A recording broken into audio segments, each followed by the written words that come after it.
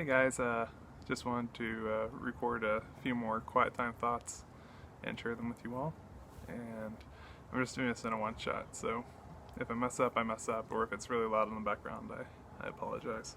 So, but yeah, just want to encourage people to be sharing as we can. So, um, I was reading in Matthew today, 14, 15, and 16, and was just struck by a few things.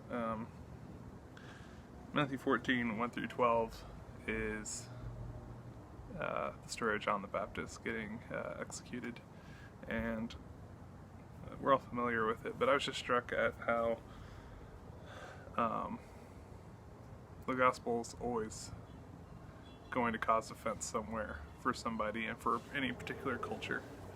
And John the Baptist got killed because he called out Herod and Herodias, since she had been his sister-in-law, his brother's wife, and he called it out as immoral, and later on she killed him for it. And Herod went along with it. And I was just struck by that, the fact that the gospel will always offend in some way. It's not to say that, definitely not to say that we should be offensive in our manner and attitude in how we preach the gospel, but we shouldn't water it down to try to avoid offense. And I just was thinking, Muslims, if you talk to them about the gospel, they've got no issue with the idea of one man, one woman, married for life, and no sex until marriage. They're not going to disagree with us on that, but they do take issue with Jesus being God, and their culture has a very hard time with forgiving your enemies, especially if you're from the Middle East.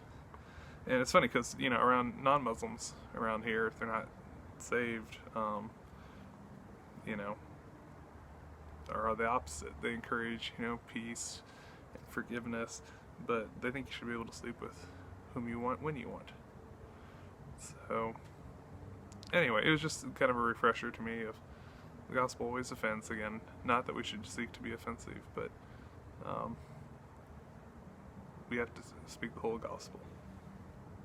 In chapter 15, Jesus called out the Pharisees for making the commandment of God of no effect with their traditions.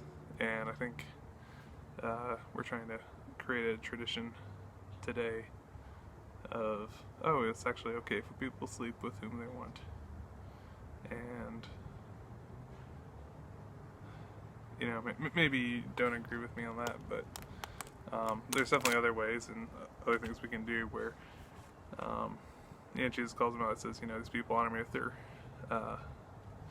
their mouths, but their hearts are far from me.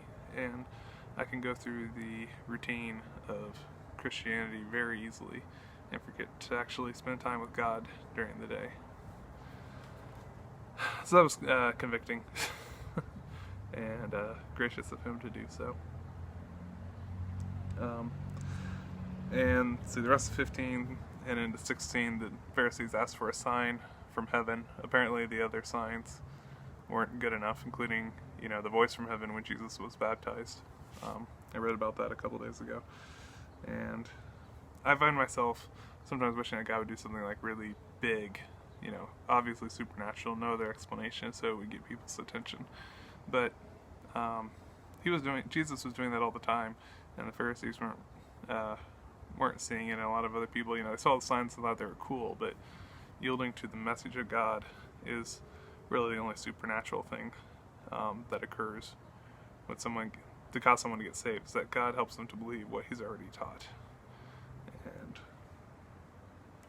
so that should be the most supernatural thing we're praying for, is that the Spirit would work in someone's heart to believe. Because if he doesn't do that, it doesn't matter what other signs are seen, they're not going to repent. I wouldn't repent. I'm almost done, I swear. The last 2/3 of chapter 16, Peter confesses. Jesus says, you are the Christ, the Son of God. And Jesus confirms this, says, yeah, you're right, I'm the Messiah. And then verse 21, the very next verse after this says, from that time on, Jesus began teaching the disciples that, I'm going to look at it here. It says, from that time Jesus began to show to his disciples that he must go to Jerusalem and suffer many things from the elders and chief priests and scribes, and be killed and be raised the third day. And, Peter tries to say, yeah, this isn't going to happen to you, and Jesus says, get behind me. But then the next verse is, then Jesus said to his disciples, if anyone desires to come after me, let him deny himself and take up his cross and follow me. For whoever desires to save his life will lose it, but whoever loses his life for my sake will find it. For what profit is it to a man if he gains the whole world and loses his own soul? Or what will a man give in exchange for his soul? And so that's kind of just what I'm meditating on as the final part. Like, the other things were more observations, but that's the one I'm going to be meditating on, is what does it mean to take up your cross? What does that look like? And I was also tempted to think of, oh, this is what it looks like, and here's these other people who aren't doing it. And that's not my job. I'm trying to understand what God would have me do, and what it looks like today. So you can be praying that God would make that clear to me. Love you guys. It was good to see you all this morning, and I will see you later.